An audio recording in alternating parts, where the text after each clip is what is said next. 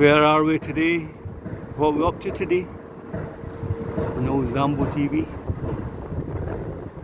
So that's the BAE Systems fabrication site on the River Clyde. Believe it used to be John Brown's shipyard, did it? Upper Clyde shipbuilders? Not really sure. Don't know enough about the history of the city.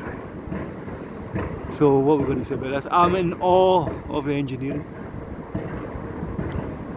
These things are the absolute cutting edge of military technology, aren't they?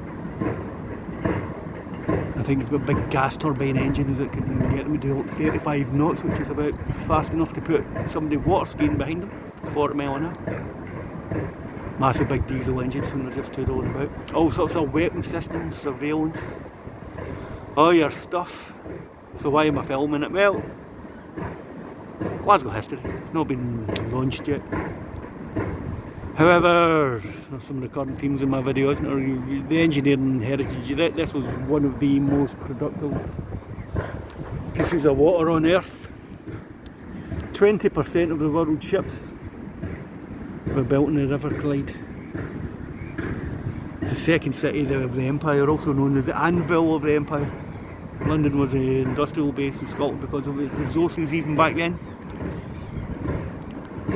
Was the anvil of the empire. We had the steel, we had the workers, we had the education system to build 20% of the world's ships on one site. It's remarkable, isn't it? Think about that. 20% of all the ships in the world were built in that bit of water. Now we're lucky if we've got one or two shipbuilders left, and it's a weapons manufacturer. Rather a nasty weapons manufacturer at that. Wonder who owns BAE Systems.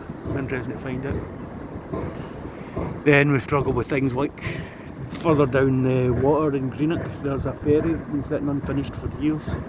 So we can build that, but we can't build a ferry.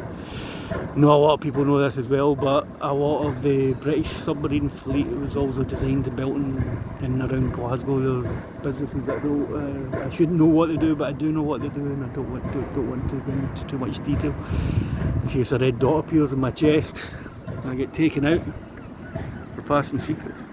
So there's a place down there because we've been struggling to get a ferry finished. Yeah, we can build these things. Is it an indictment? Is it a good thing? I don't know. It's good that we still get some engineering jobs, but letting Glasgow's engineering prowess, heritage and history go, in my opinion, was just stupid, you know? It really was.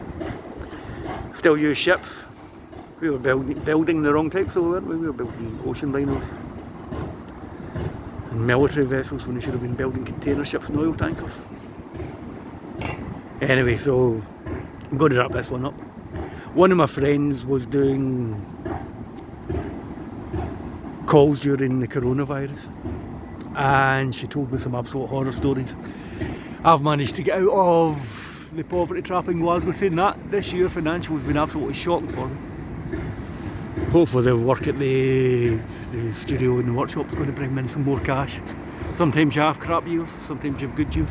My family's healthy, so that's a good year, isn't it? May not made a lot of money, but I've got my health. So one of my friends did calls during the coronavirus, and I seen her break into tears one day. Check this sort of story out. She had to phone around people to make sure that they tested positive for COVID, and to make sure they were getting medication and they had food in the house and all the rest of it. So she was talking to an 80-year-old woman one day. When she revealed this story to me, she burst into tears.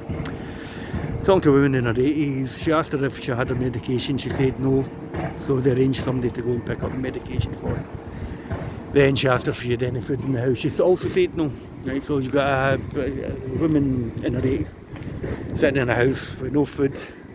Then the woman dropped another 2 bombshells on her.